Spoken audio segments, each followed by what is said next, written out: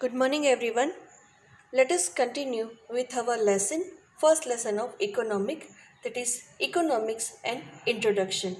Today, we are going to learn the activities in economic, that is, economic activity and non economic activities, and as well as we will see how you can represent the data through graph.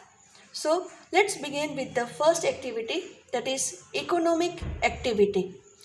Activity which is preferred with the purpose of getting economic benefits, that means profit in the terms of income involving exchange of goods, services and or factors as well as involving cost is called economic activity. For example, eating in a restaurants, satisfy need by incurring expense, get employed in a school to teach, provide service and get a salary, etc. are economic activities. So, I can say that any activity which you are doing with the intention of get something in the form of income or service, that is said to be an economic activity. Just inverse to that, non-economic activity which is performed without a specific purpose of obtaining economic gains is called non-economic activity. I repeat the definition once again. Activity which is performed without the specific purpose of obtaining economic gains is called non-economic activity. For example, charitable activities performed out of love, affection, compassion, etc. are non-economic activity. Just to help someone, if you are doing certain activity, then it is called non-economic activity. If you give certain amount in charitable trust, if you help some poor or you feed them, that is all about non-economic activity. Now let us see two types of economics. First is microeconomics and second is macroeconomics. Let's see the difference between micro and macroeconomics. First, microeconomics.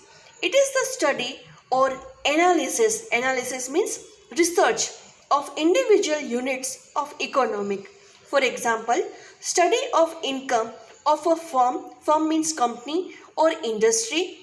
Price determination of a product in the market, marginal productivity of labor, etc. are studies in microeconomics. Say for example, if you are going to set any business, then first of all, you have to make the unit of your company or industry. You have to decide which type of product you are going to produce in your company, in your factory. Then after, what type of price you are going to set for it to sell in the market, and marginal means how much you are going to use your capital for that particular production activity. So this is said to be microeconomics. Now let us see macroeconomics. Macroeconomics, it is one type of study or analysis, research of issues which emerge means came from the entire economic setup and impact means give effect the entire economic setup.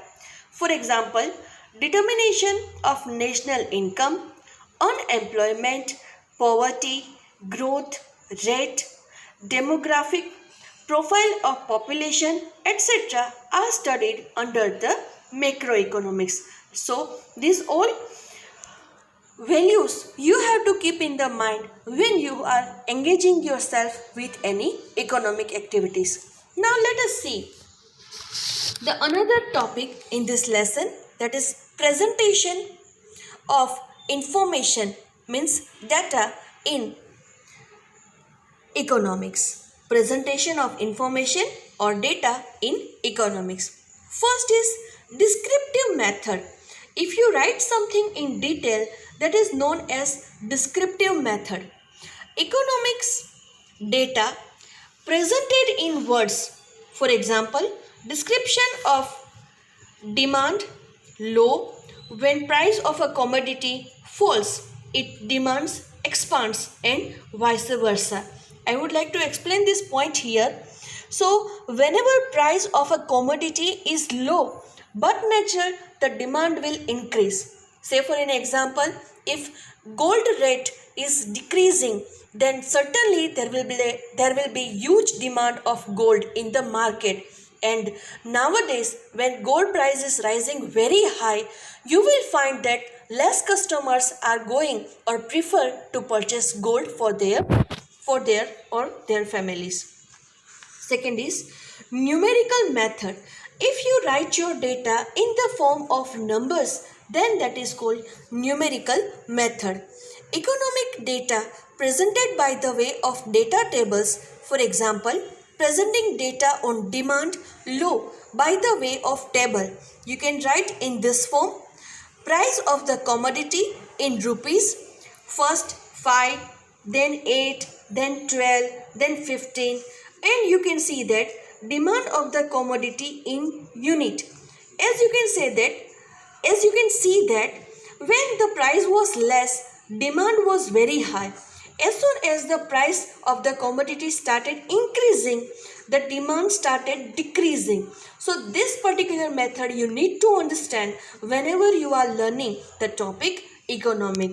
If price is high, demand will be less, and price is low or there is a price fall, certainly there will be a huge demand for that particular commodity.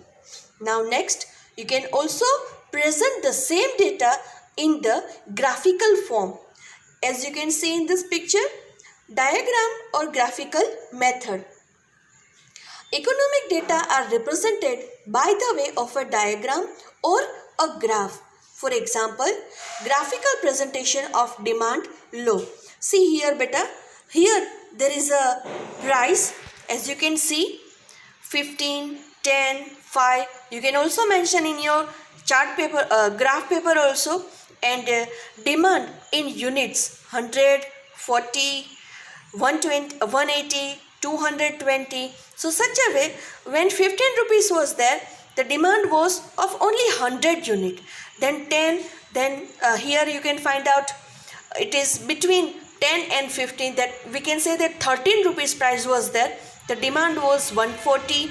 Then in between 10 and 5, maybe 7 rupees price was there. That time unit demand was 180, and when it reached to 5 rupees, ultimately the unit size also increased.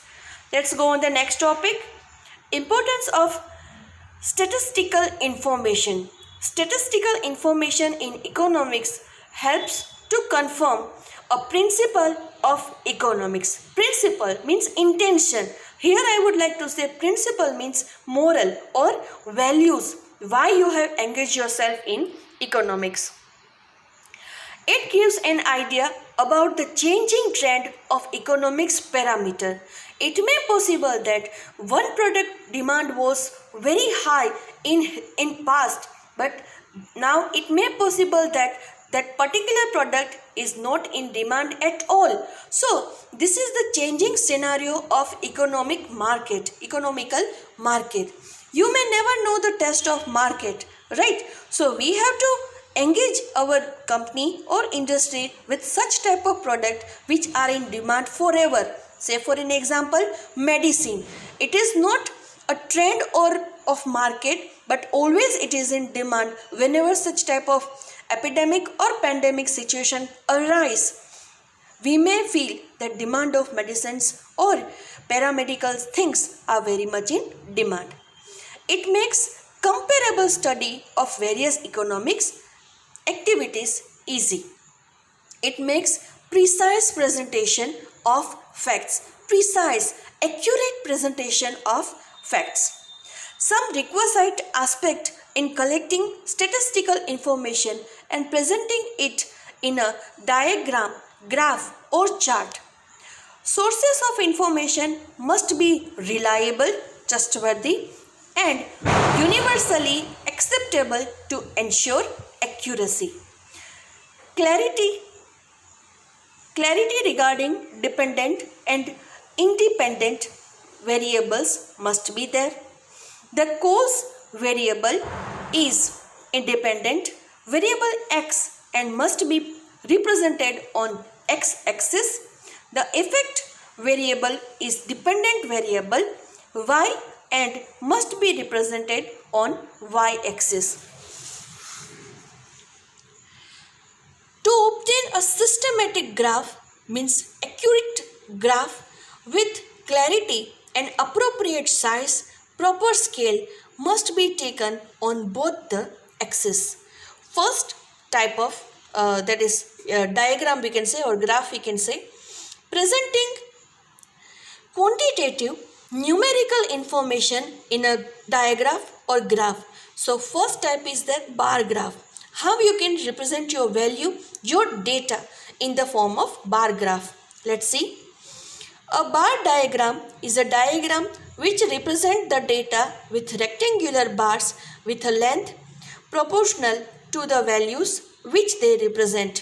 For example, for the data on wheat production for the year 2008 to 2012, bar diagram is drawn taking year on y-axis and production on drawn taking year on x-axis and production on y-axis. As you can see, if two data are available with you, the one you have to give on y-axis and the second one you have to give on x-axis. So here the x-axis we have used to represent the year and y-axis we have used to see the production in lakh tons. See, as you can see here, this is only particular for wheat production and that's why you can see a single bars on each line. Now, if 2-3 types of productions are there in the same year, how you can represent it? You can represent that data by using clustered bar diagram. Clustered means, as you can say, a one type of group. Clustered bar diagram is drawn when the dependent variable is grouped in more than one category. For example, for the data on employment in 3 different sectors. One is agriculture, second industry and third service sector for the year 2015 to 2017. Clustered means where you can show your data in a group. Clustered bar diagram is drawn by taking a year on x-axis and employment on y-axis. As you can see here, this is employment, 3 different sectors, and this is year 2015, 16 and 17. These 3 different type of graphs are there. The first one represent agricultural sector, second one industry and third one service. One more type is there to show your data, that is pie graph or pie diagram. You are very much known to this word. Pie diagram is a diagram which is drawn for comparative study of the data in different categories. The numerical data is converted into degrees in a circle and sectors are formed considering degrees of different categories. That is, for example, for the data of percentage share on different sector, agriculture, industry, service, of economic to national income of our country. So, what is the meaning of that? From this particular sector, how much we can add into the national income, that can be seen through pie chart.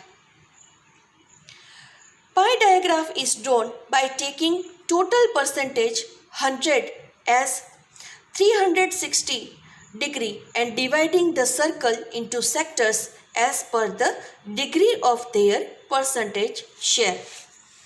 This particular portion, as you can see, that is the contribution to national income by industry sector.